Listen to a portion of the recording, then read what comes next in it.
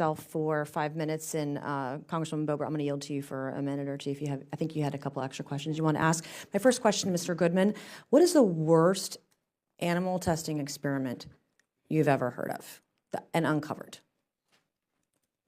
There's some really bad ones out there, but what is the absolute worst one you've ever heard of and uncovered?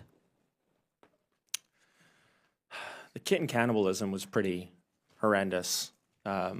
Breeding kittens just to force them to eat cat meat and then killing them even though they were perfectly healthy after they collected their feces out of a litter box. I mean, that's literally what was happening. They were doing that to thousands and thousands of kittens.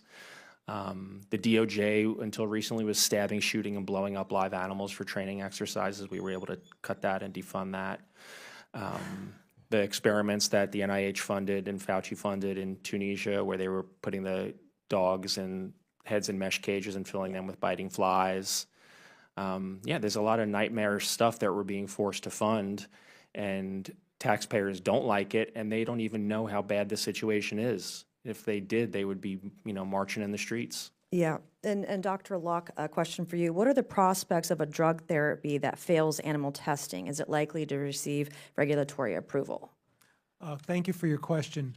I'm not an expert on the drug development process, but the way you've described things, I think if the drug would not make it through the tests that are required, it would not be able to be in the market. If I could just add, though, that Congress has really looked closely at this issue about developing drugs and has passed a law, the FDA Modernization Act, that removed the requirements for testing drugs.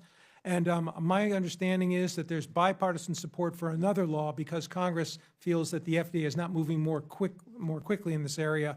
That is the FDA Modernization Act 3.0 that would force the agency to really pay a lot more attention to using alternatives. Okay, and then Ms. Baker, before I hand it over to Ms. Boebert, I love your idea of revisiting the Animal Welfare Act. I'd be open to working with you and finding that language and doing a bill that would insert that language to define what an animal is. I think it's very important.